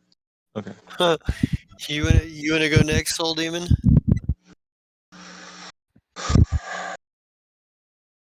Sure, why not? I am Soul Demon. I played Death Arms, this big badass character that is now protecting a midget, I guess is what you can call him. And I am in Lanes of Vibaria, which fortunately I won't be able to make this week because work and stuff. Pain in the butt, but that's me. Also, eventually you're going to do that in front of Karad, who has corrected me on it. He's a Yusukai. He's not a midget. Technically, he's 4 foot tall. Come on. For a rat, that's pretty darn big. Sorry. Who's next? Yeah. And Scott, I need your player choice award. I did it. You already did. Never mind. I got you. I was looking at. All right, cool. Go ahead. Anyways, so I'm Scott. Whatever, pick a name. I go by it. I played Kid. Kid. He's Kid. That's all I gotta say. Okay, so I'm also in Lands of Vibaria, which that story is going fun. I'm having fun with this story, and we're cultivating the land for somebody else. I don't know, but it's a fun game. Y'all need to come watch that one because it's really, really fun, and I'm enjoying it. And that's all I need at the moment. Yay! The best for last. Wow, that's just himself. Well, who's the best for last then? Me or Jessa? You're the best for last, but he's the GM, so he gets to go super last. Oh, I see. Okay. Anyway, I'm Brian C. I played Kurat tonight. Yeah, the events are getting more interesting. Should be fun. Also on Saturdays, you can find me running the Lands of Vibaria. Some personal issues came up Saturday, so I couldn't run this week, but definitely this Saturday coming. Come check it out. They are possibly going to be hunting down a dragon. Should be interesting, especially at their levels. But hey, it's going to be fun. First, they got to actually make friends with a bunch of kobolds. At least that's the plan. So yeah, that's really all I'm in. So back to you, Justin. All right. So player's choice tonight goes to Philip Defoe. So 50 XP for Philip. Yeah. Yeah. Here's we did get quite a bit of like narrative stuff done tonight. Hopefully, next week we'll have a direction to go to get a little bit more swashbuckly for whatever. But in any case, I am the Just a King Zerat, and you can catch me here on Monday nights for Freewheel Station, just like you did tonight. I'm still battering around ideas of, maybe doing something else at some point, but I haven't decided yet. With that said, I think I got one post-credit scene here. Uh-oh. So we go back to the back room of Rabu's bar. Like we go back to Rabu's bar, and the place is wrecked. There's maybe maybe this is the place has been maybe the place has kind of been picked up, or maybe this is like going back in time. This is like maybe right after you left it, whatnot, and the Captain Drovovok and the elf woman and Osgavat are standing in the middle of the bar, and it's kind of still wrecked. There's somebody tending to the guy you stabbed. There's the guy you shot on your way out is still laying on the ground, and the captain Drovovok turns around and he looks at Osgavat and he's like, "So it's done then?" And Osgavat kind of nods and he goes, "And done." He goes, "Done right," and he goes, "And it was done right." And Osgavat nods again, and he looks over and he looks over at the elf woman and he goes, and he looks at him and he goes, "Trust me, I know what I'm doing." And we fade to black. There we are. I am the Just King Zerat, and I think with that said, and everything going on here, let's bring out the dragon and get out of here. Bring out the dragon!